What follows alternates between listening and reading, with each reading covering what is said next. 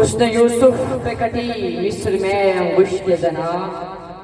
حسن یوسف پہ کٹی مصر میں انگشت زنا،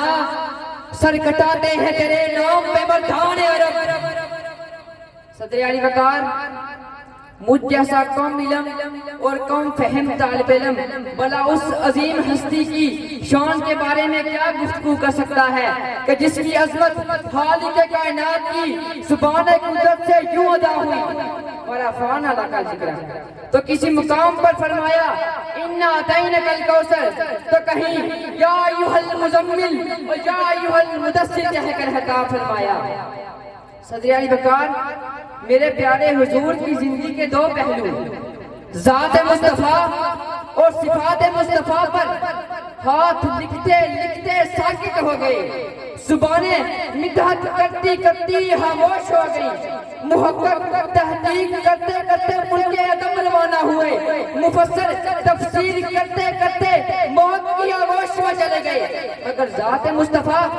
اور صفات مصطفیٰ کا ایک باب بھی پورا نہ ہوا۔ زندگیاں بیت گئی اور قلم ٹوٹ گئے، زندگیاں بیت گئی اور قلم ٹوٹ گئے، لیکن تیرے اوصاف کا ایک باب بھی پورا نہ ہوا۔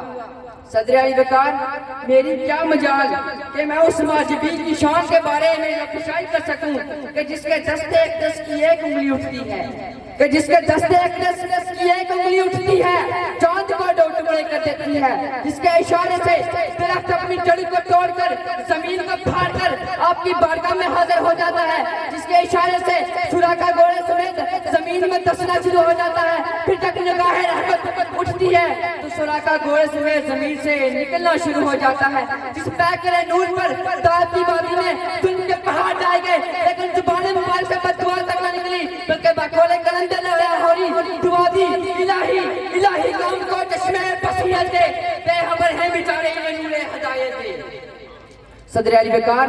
میرے پیارے حضور کی رحمت کا یہ عالم تھا کہ آپ نے ایک تھپڑ مارے بغیر حضرت عبداللہ بن عباس جیسے مفسر قرآن تیار کیے، ان کی تفسیر قرآن سے دنیا قیامت تک استفادہ حاصل کرتی رہے گی، اور بحیثیت جنرل ایسے سپہ سالار تیار کیے جنہیں زمانہ خالد بن ولید کے نام سے جانتا ہے، سچائی کی تربیت کی تو ابوبکر صدیق بنا دیا، عدل کا دس دیا تو فاروق اعظم بنا دیا، سخاوت کی نگاہ اٹھائی تو عثمان غنی بنا دیا، اور مکتبہ شجاعت میں علی شیر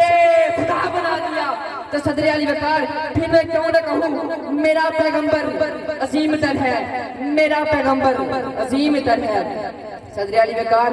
آخر میں حضور اکرم صلی اللہ علیہ وآلہ وسلم کی تعلیمات کی روشنی میں حاضرین محفل کو ایک پیغام دے کر اجازت چاہوں گا کہ محبت کی نظر اہل وفا کی شان پیدا کر، کہ محبت کی نظر اہل وفا کی شان پیدا کر، بلندی اور پستی کی ذرا پہچان پیدا کر، بلندی اور پستی کی ذرا پہچان پیدا کر۔